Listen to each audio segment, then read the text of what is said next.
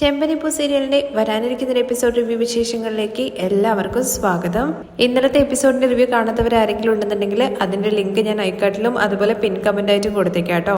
അങ്ങനെ സച്ചി വന്ന ഉടനെ തന്നെ ചോദിക്കുന്നുണ്ട്, രേവതി കരയുന്നത് കണ്ടിട്ട് ആരാ എന്താ പറഞ്ഞ എന്നുള്ള കാര്യം കേട്ടോ. വേണ്ട സച്ചിയേട്ടാ, അത് വിട്ടേക്ക് എന്നുള്ള കാര്യം പറയുമ്പോഴേക്കും നമ്മുടെ സച്ചി ഭയങ്കരമായിട്ട് ഷൗട്ട് ചെയ്യുന്ന രീതിയിൽ എന്താ പറയാനല്ലേ പറഞ്ഞെന്നുള്ള കാര്യം ചോദിക്കുമ്പോൾ ചന്ദ്രമതിയുടെ മുഖത്തേക്ക് നോക്കാനുണ്ട് രേവതി. ആദ്യം എന്താണ് സച്ചിയേട്ടൻ പറയാൻ വേണ്ടി പറയുന്നത്? എന്റെ ഭർത്താവ് ഒരു ദിവസം പോലും എന്റെ കൂടെ അല്ലാതെ കിടക്കില്ല എന്നും അത്രയ്ക്ക് ഞാൻ വശീകരിച്ച് വെച്ചിരിക്കുകയാണോ എന്നുള്ള കാര്യം ചോദിച്ചു എന്ന് പറഞ്ഞ് രേവതി ഭയങ്കര കരച്ചിലാണ്. ഈ സംസാരം കേട്ടും കൊണ്ടാണ് അങ്ങോട്ടേക്ക് രവി വരുന്നത്. ഈ നേണക്കിടൊക്കെ എനിക്ക് കേൾക്കേണ്ട കാര്യമുണ്ടോ എന്നൊക്കെ ചോദിക്കാണ് കേട്ടോ. ഇത് കേട്ട സച്ചി പറയുന്നുണ്ട്, ഇത് ആരാ പറഞ്ഞെന്നുള്ള കാര്യം എനിക്ക് നന്നായിട്ട് അറിയാം. സച്ചിക്കും ഭയങ്കരമായിട്ട് വിഷമം തോന്നുന്നുണ്ട് കേട്ടോ ഇത് കേൾക്കുമ്പോൾ. രവി അങ്ങോട്ട് കയറി വരുമ്പോഴേക്കും സച്ചി പറയുന്നുണ്ട്, കേട്ടില്ലേ അച്ഛാ, അമ്മ വളരെ നന്നായിട്ട് സംസാരിക്കുന്നുണ്ട്, എന്താ പറഞ്ഞെന്നുള്ള കാര്യം കേട്ടില്ലേ? അപ്പോ ഈ വീട്ടില് അവൾക്ക് ഇത്രയും മര്യാദയുള്ളൂ അല്ലേ അച്ഛ? കാരണം അച്ഛൻ കൂട്ടിക്കൊണ്ട് വന്ന മരുമകളാണല്ലോ രേവതി. അവള് കഴിവില്ലാത്ത വീട്ടിൽ നിന്ന് വന്നതാണല്ലോ, അതുകൊണ്ട് എന്തും സംസാരിക്കാം അല്ലേ അമ്മേ? ഇതൊക്കെ അതിന് ആരെങ്കിലും പറഞ്ഞു തരേണ്ട കാര്യമുണ്ടോ? മറ്റുള്ളവരെ വിഷമിപ്പിക്കുന്ന രീതിയിൽ ഒരു കോമ്പറ്റീഷൻ വെച്ചിട്ടുണ്ടായിരുന്നെങ്കിൽ അമ്മയെ ഞാൻ അവിടെ കൊണ്ടുവിട്ട് കഴിഞ്ഞു കഴിഞ്ഞാൽ അമ്മ എളുപ്പത്തിൽ കപ്പ് അടിച്ച് വന്നേനെ. ഇതൊക്കെ കേൾക്കുമ്പോൾ ചന്ദ്രമതി നോക്കി പേടിപ്പിക്കാനുണ്ട് രേവതിയെ. അത് കണ്ട സച്ചി പറയുന്നുണ്ട്, അവളെ എന്തിനാ നോക്കുന്നത്, എന്നെ നോക്ക്. എന്ത് സംസാരമാണ് അമ്മ സംസാരിച്ചത്? ഇതുപോലെ ഇവളെടുത്ത് പറഞ്ഞതുപോലെ തന്നെ ഇവിടെ രണ്ട് വേറെ പെണ്ണുങ്ങളുണ്ടല്ലോ, അവളെടുത്ത് അമ്മ പറയോ? ഇല്ല, പറ്റില്ലല്ലോ. കാരണം അവര് പണക്കാര വീട്ടിലെ പെണ്ണുങ്ങളല്ലേ. അവരെടുത്ത് അങ്ങനെ പറഞ്ഞിട്ടുണ്ടെങ്കിൽ അവരത് കേട്ടിട്ട് ചുമ്മാ ഇരിക്കുവോ? ഇംഗ്ലീഷിൽ 4 തെറിയും പറഞ്ഞിട്ട് വായ തോന്നുന്നൊക്കെ വിളിച്ചു പറയും. എന്നാ ഇവള് പാവപ്പെട്ട പെണ്ണാണല്ലോ, പൂ കെട്ടുന്നവളാണല്ലോ, എന്ത് വേണമെങ്കിലും പറയാലോ എന്ന് വിചാരിച്ചിരിക്കുകയാണല്ലേ. അവളെ എല്ലാവരെയും അനുസരിക്കണ്ടെന്ന് കരുതിയിട്ട് അവളെ തലേ കയറി നിരങ്ങുവാണല്ലേ. അവൾക്ക് മറുപടി പറയാൻ അറിയാത്ത പ്രശ്നമൊന്നുമില്ല. കണ്ടതല്ലേ അന്ന് 2 ആണുങ്ങളെ കല്ലെറിഞ്ഞിട്ട് ഓടിച്ചത്? അവളെ വിചാരിച്ച 2 കല്ലെടുത്ത് എറിയാൻ വേണ്ടിട്ട് എത്ര സമയം വേണം? അവളെ മിണ്ടാതിരിക്കുന്നത് അത് നിങ്ങൾക്ക് തരുന്ന മര്യാദയാണ്. എന്നാ അത് നിങ്ങള് മനസ്സിലാക്കാതെ ഇഷ്ടത്തിന് പറയുന്നു. എന്നാ അത് നിങ്ങൾ മനസ്സിലാക്കാതെ വായത്തൊന്നൊക്കെ പറയുന്നു. എന്ത് വേണമെങ്കിലും പറയാ എന്ന് വിചാരിച്ചോ? ചോദിക്കാനും പറയാനും ആരുമില്ലെന്ന് കരുതിയോ? അവൾക്ക് ഭർത്താവുണ്ട്, ഞാൻ ചോദിക്കും. ചെയ്യാത്ത തെറ്റുകൾക്കൊക്കെ ഇതുവരെ എന്നെയായിരുന്നു ശിക്ഷിച്ചോണ്ടിരുന്നത്. അപ്പോ സുധി ഇങ്ങനെ തല താഴ്ത്തുന്നുണ്ടേ. നിങ്ങൾക്ക് ദേഷ്യം ഉണ്ടെന്നുണ്ടെങ്കിൽ അത് എന്റെ അടുത്ത് കാണിക്കണം. ഇവളടുത്ത് കാണിക്കുന്ന വേലയൊക്കെ നിങ്ങൾ കയ്യിൽ വെച്ചാൽ മതി. ഇപ്പൊ നിങ്ങൾക്ക് എന്താ വേണ്ടത്? ആ റൂം തുറക്കണം, അത്രയല്ലേ ഉള്ളൂ. ആ റൂം എന്നിട്ട് പോയിട്ട് തുറക്കുകയാണ്. വാതിലൊക്കെ ചവിട്ടി തുറക്കുന്ന പോലെയാണ് കേട്ടോ. കീ എടുത്തൊരു ഒറ്റ ഏറും കൊടുക്കുകയാണ്. ഇനി ആരെ വേണമെങ്കിലും അതിനകത്ത് കൊണ്ടേ കിടത്തിക്കോളൂ. തെരുവില് 2 നായ്ക്കളും കൂടി ഉണ്ടാവും, അറ്റിങ്ങളെയും കൂടി കൂട്ടിയിട്ട് ഉള്ളിൽ കൊണ്ടുവെക്കി. അറ്റിങ്ങൾക്ക് നന്ദി എന്ന് പറയുന്ന ഒരു സാധനമെങ്കിലും ഉണ്ടാക്കും. നന്ദി കെട്ടവന്മാരെയാണല്ലോ കൊണ്ടുപോയിട്ട് ആ റൂമിൽ കിടത്താൻ വേണ്ടി ശ്രമിക്കുന്നത്. അതൊക്കെ ഇരിക്കട്ടെ, ഒരു കാര്യം ഞാൻ പറഞ്ഞേക്കാം. അവർ 2 കാരണം അച്ഛന് ഇനി എന്തെങ്കിലും സംഭവിച്ചു കഴിഞ്ഞാൽ ഞാന് മനുഷ്യനായിട്ട് ഇരിക്കില്ല എന്ന് പറയാണേ. തുടർന്ന് രേവതിയെ നോക്കി പറയുന്നുണ്ട്, നീ എന്തിനാണ് ഇനിയും കരയുന്നത്? റൂം തുറന്നില്ലേ? ഇനിയും നീ എത്ര നാളാണ് ഇങ്ങനെ പൊട്ടത്തിയെ പോലെ നടക്കാൻ വേണ്ടി പോകുന്നതെന്ന് പറഞ്ഞിട്ട് സച്ചി ദേഷ്യം പിടിച്ച് അവിടുന്ന് പോവാണേ. അതിന്റെ പുറകെ രേവതിയും പോകുന്നുണ്ട്. അവര് പോയി കഴിഞ്ഞതിന് ശേഷമാണ് കേട്ടോ നമ്മുടെ രവി ആ പടിക്കൽ നിന്ന് ഉള്ളിലേക്ക് കയറി വരുന്നത്. രവി വന്ന് കാണുമ്പോഴേക്കും ശ്രുതിയും സുധിയും ഉള്ളിലേക്ക് കയറി പോവാണേ. രവി എന്നിട്ട് ചന്ദ്രമതിയുടെ അടുത്ത് ഉള്ളോട്ട് വാ എന്ന് പറയാണ് കേട്ടോ. ഇങ്ങോട്ട് വാ എന്നുള്ള കാര്യം വിളിച്ചിട്ട് റൂമിൽ കൊണ്ടുപോയി കണ്ട്, നിനക്ക് എത്ര തവണ പറഞ്ഞു കഴിഞ്ഞാലും മനസ്സിലാവില്ലേ? നീ ആ പെൺകുട്ടിയുടെ അടുത്ത് എന്ത് സംസാരടി സംസാരിച്ചത്? തേളിനെ പോലെ വിഷം കൊടയാണല്ലോ നീ. വാക്കുകൾ ഉപയോഗിക്കുന്ന സമയത്ത് സൂക്ഷിച്ച് ഉപയോഗിക്കണം. അത് സംസാരിച്ച് കഴിഞ്ഞു കഴിഞ്ഞാൽ പിന്നെ അത് തിരിച്ചെടുക്കാൻ വേണ്ടി പറ്റില്ല. നമ്മൾ ഏത് തരത്തിലുള്ള ആള് എന്നുള്ള കാര്യം നമ്മൾ പറയുന്ന വാക്കിലും പ്രവൃത്തിയിലുമാണ് കാണിച്ചു തരുക. വീണ്ടും നിന്നെ കാണുന്ന സമയത്ത് നീ പറഞ്ഞ ആ വാക്കാണ് രേവതിയുടെ മനസ്സിലുണ്ടാവുക. നിന്റെ അടുത്ത് എത്ര തവണ ഞാൻ പറഞ്ഞു, അതിനുള്ളിൽ തന്നെ ഇങ്ങനെ ഈ കുടുംബത്തിനുള്ളിൽ ഇങ്ങനെ വലിയൊരു പ്രശ്നം ഉണ്ടാക്കി വെച്ചിരിക്കുന്നു.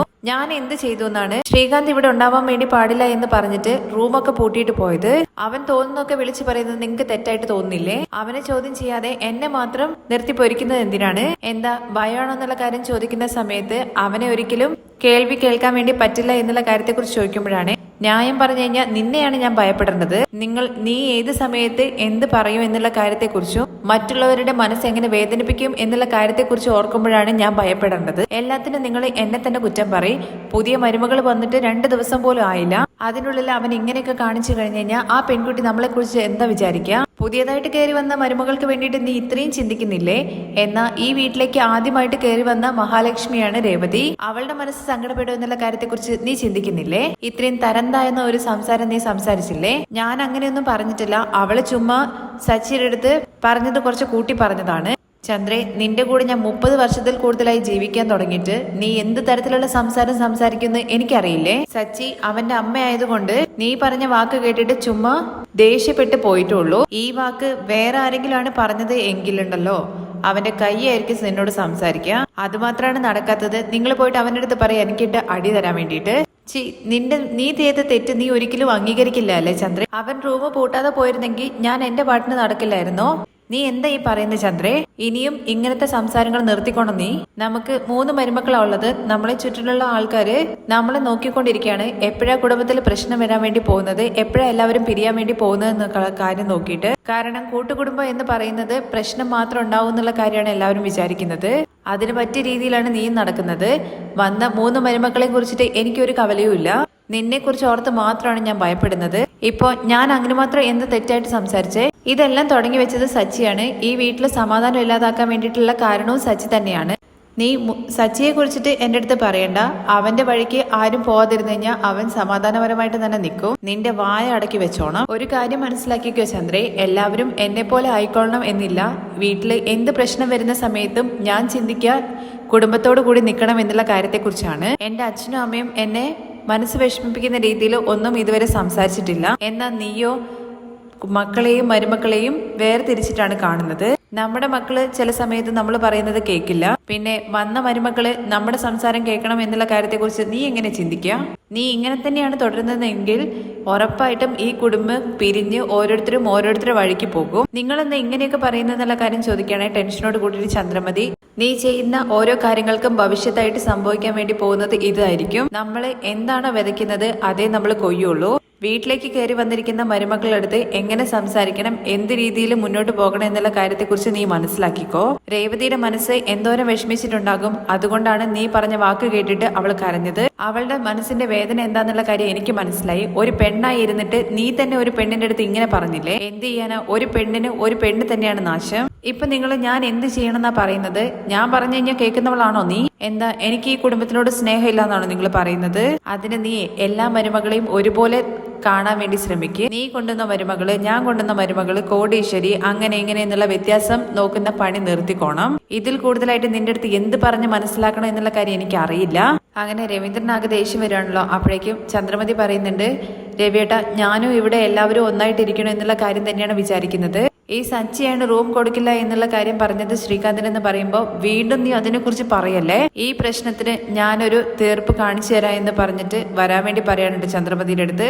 അങ്ങനെ എല്ലാവരെയും വിളിക്കാൻ വേണ്ടി വരുന്നുണ്ട് കേട്ടോ. ഹാളിൽ വന്നിട്ട് ശ്രുതി വാ എന്നുള്ള കാര്യം പറയുമ്പോൾ ഇത്രയൊക്കെ പറഞ്ഞിട്ട് നിനക്ക് എല്ലാവരും ഒരുപോലെ കാണാനായില്ല എന്നുള്ള കാര്യം ചോദിക്കുമ്പോൾ ഞാൻ അങ്ങനെയൊന്നും വിചാരിച്ചിട്ടല്ല, രേവതി അവനെയും കൂട്ടിയിട്ട് ഇങ്ങോട്ട് വാ. അങ്ങനെ ചന്ദ്രമതിയാണല്ലോ വിളിച്ചത്. അപ്പോഴേക്ക് സച്ചി കലിതുള്ളി വരുന്നുണ്ട്. എന്താ നിങ്ങൾക്ക് വേണ്ടത്? എന്താ വീണ്ടും നിങ്ങൾക്ക് അവളെ ചീത്ത വിളിക്കണോ എന്നുള്ള കാര്യം ചോദിക്കുമ്പോൾ കണ്ടില്ലേ അവൻ എങ്ങനെ സംസാരിക്കുന്നതെന്ന്? എടാ ഞാനാടാ നിന്നെ വിളിക്കാൻ വേണ്ടി പറഞ്ഞത്, വാ എന്ന് പറയണേ. അപ്പോഴേക്ക് സച്ചി അടങ്ങുന്നുണ്ട്. ഇവിടെ വന്ന് ഇരിക്കുക എന്നുള്ള കാര്യം പറയുമ്പോൾ 2 സെപ്പറേറ്റ് ചെയറും അതുപോലെ ഒരു സോഫയാണ് ഇട്ടുള്ളത്.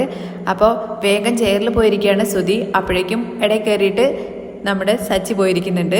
അങ്ങനെ ശ്രുതിയും സോഫയിൽ ഇരിക്കുകയാണ്. സച്ചിയും രേവതിയും നല്ല ചെയറിൽ ഇരിക്കുന്നുണ്ട് കേട്ടോ. അങ്ങനെ എല്ലാവരും ഇരിക്കുകയാണ് കേട്ടോ. അപ്പോഴേക്കും രവീന്ദ്രൻ പറയുന്നുണ്ട്, ഈ വീട്ടിൽ വൈകുന്നേരം ആകുമ്പോഴേക്ക് എന്തെങ്കിലും ഒരു പ്രശ്നം ഉണ്ടാവും എന്നുള്ള കാര്യം. അച്ഛ താനെ ഇങ്ങനെ പ്രശ്നം വരുന്നത് ഇവൻ കാരണമാണെന്നുള്ള കാര്യം പറയണേ ശ്രുതി. അപ്പോഴേക്കും പൂതക്കണ്ണാടി എല്ലാ പ്രശ്നവും നീ കാരണമാണ് ആരംഭിച്ചതെന്ന് സച്ചി. അപ്പോഴേക്കും ശ്രുതി പറയുന്നുണ്ട്, കണ്ടില്ല അങ്കിൾ നിങ്ങളുടെ മുമ്പ് തന്നെ എങ്ങനെ സംസാരിക്കുന്നതെന്ന്. ഇവരുള്ളടത്ത് എങ്ങനെയാണ് പ്രശ്നം ഇല്ലാണ്ടിരിക്കുക എന്നുള്ള കാര്യം പറയുന്ന സമയത്ത് നിന്നോട് ആരെ ഇരിക്കാൻ വേണ്ടി പറഞ്ഞതെന്ന് ചോദിക്കാൻ കേട്ടോ നമ്മുടെ സച്ചി. ഇപ്പൊ എന്താ ഞങ്ങളെയും പുറത്തു പോകാനാണോ നീ പറയുന്നത് എന്നുള്ള കാര്യം ശ്രുതി. നീ നിന്റെ ഭാര്യയോടൊപ്പം ഇവിടെ ഇരിക്കണം എന്നല്ലേ ആഗ്രഹിക്കുന്നത്? അതാണല്ലോ നീ ഇങ്ങനെ ഇത്രയും സെൽഫിഷ് ആവുന്ന എന്നുള്ള കാര്യമൊക്കെ ചോദിക്കുകയാണെ ശ്രുതി.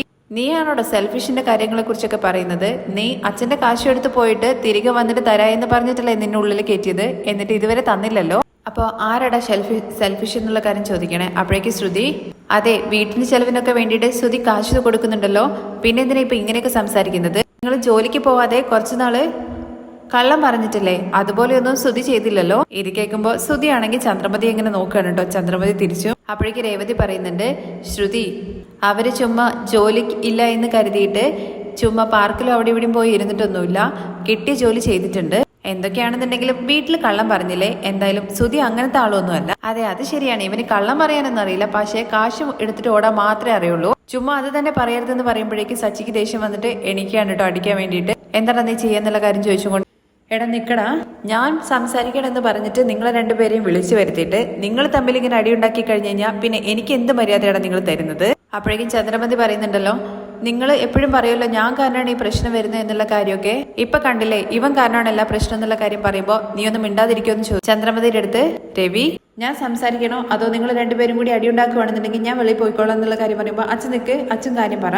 സച്ചി, എന്തൊക്കെയാണെന്നുണ്ടെങ്കിലും നീ റൂം പൂട്ടിപ്പോയത് അത്ര ശരിയായിട്ടുള്ള കാര്യമല്ല എന്നുള്ള കാര്യം പറയുമ്പോൾ അച്ഛ ഞാൻ പിന്നെ എന്താ ചെയ്യേണ്ടത്? വേറെ എവിടെയാ നിൽക്കുക? പുറത്ത് പോയിട്ട് കുളിച്ചിട്ട് വരാൻ വരെ പറഞ്ഞു. നിങ്ങളുടെ അമ്മ സ്വയം ഒരു തീരുമാനം എടുത്ത് ചെയ്തത് അത് തെറ്റ് തന്നെയാണ്. രേവതിയെ നിന്റെ അമ്മ പറഞ്ഞ കാര്യം വളരെ വളരെ തെറ്റാണ്. നിങ്ങൾക്ക് പിന്നെ അവളെ കുറിച്ച് അറിയാലോ. ശരി, അതൊക്കെ വിട്ടേക്ക്. ഇപ്പൊ റൂമല്ലേ പ്രശ്നം? സച്ചി, നീയും രേവതിയും നിങ്ങളുടെ റൂമിൽ തന്നെ നിൽക്ക്. ശ്രീകാന്തിന് എന്റെ റൂം കൊടുക്കാം. ഇത് കേൾക്കുമ്പോ ചന്ദ്രമതി, എന്ത് നമ്മുടെ റൂമോ? ഇത് കേൾക്കുമ്പോഴേക്ക് രവീന്ദ്രൻ ഭയങ്കര ദേഷ്യത്തോട് കൂടിയിട്ട്, ശ്രീകാന്ത് ഇവിടെ ഉണ്ടാവണമെന്ന് നീയല്ലേ ആഗ്രഹിച്ചത്? അപ്പോ റൂം കൊടുക്കല്ലേ വേണ്ടത്? അച്ഛനെന്തിനാ അച്ഛന്റെ റൂം കൊടുക്കുന്നത്? പിന്നെ എന്തിനാ അച്ഛൻ എവിടെ പോയി കിടക്കുന്നുള്ള കാര്യം ചോദിക്കണ്ടേ സച്ചി? എടാ, ഈ വീട്ടിൽ കിടക്കാനാണോ ഇടയില്ലാത്തത്? ഈ ഹാളില് എവിടെയെങ്കിലും കിടക്കാം. തുടർന്ന് രേവതി പറയുന്നുണ്ട്, അച്ഛന് ശരീരത്തിന് സുഖമില്ലാത്തതാണ്, അച്ഛൻ എന്തിനാ പുറത്ത് കിടക്കുന്നത്? അച്ഛ, അവർക്ക് ഞങ്ങൾ റൂം കൊടുത്തോളാം എന്നുള്ള കാര്യം പറയുമ്പോഴേക്ക് സച്ചി പറയുന്നുണ്ട്, നമ്മളെന്തിനാ നമ്മുടെ റൂം കൊടുക്കുന്നത്? ദേ ഇരിക്കുന്ന രണ്ടെണ്ണം അവരവരുടെ റൂം കൊടുക്കട്ടെ, ഞാൻ എന്തിനാ കൊടുക്കുന്നത് എന്നുള്ള കാര്യം ശ്രുതി ചോദിക്കുമ്പോൾ നിന്റെ അനിയനെ നീയല്ലേ സപ്പോർട്ട് ചെയ്യുന്നത്, അപ്പൊ നിന്റെ റൂം കൊടുക്ക്. അപ്പോ ഞങ്ങൾ എവിടെ പോകുന്നുള്ള കാര്യം ചോദിക്കുകയാണെ ശ്രുതി. ഇപ്പൊ മനസ്സിലായില്ലേ? അതുപോലെ തന്നെയാണ് ഞങ്ങൾക്കും. അച്ഛ, ആരും ആരുടെ റൂം കൊടുക്കണ്ട, അവരുടെ അടുത്ത് ആദ്യം വെളിയിൽ പോകാൻ വേണ്ടി പറ. എടാ, ഞാൻ പറഞ്ഞില്ലേ അതിന് വേണ്ടിയിട്ട് എന്റെ റൂം കൊടുക്കുക എന്നുള്ള കാര്യം. എനിക്ക് എവിടെ കിടന്നാലും ഉറക്കം വരും. അതല്ല അച്ഛ, അച്ഛൻ ഇപ്പോ ഹോസ്പിറ്റലിലൊക്കെ പോയി സ്റ്റണ്ട് വെച്ച് വന്നതല്ലേ ഉള്ളൂ. നന്നായിട്ട് ശ്രദ്ധിക്കണം എന്നുള്ള കാര്യം ഡോക്ടർ പറഞ്ഞതല്ലേ. താഴെ കിടക്കുക എന്നുള്ള കാര്യം പറഞ്ഞത് കുറച്ച് കഷ്ടമായിരിക്കും അച്ഛ. എടാ, ഈ ലോകത്ത് ഒരുപാട് മനുഷ്യരുണ്ട്. എല്ലാവരും തനിയെ റൂമില് AC ഇട്ടൊക്കെ ഇട്ടിട്ടാണോ കിടന്നുറങ്ങുന്നത്?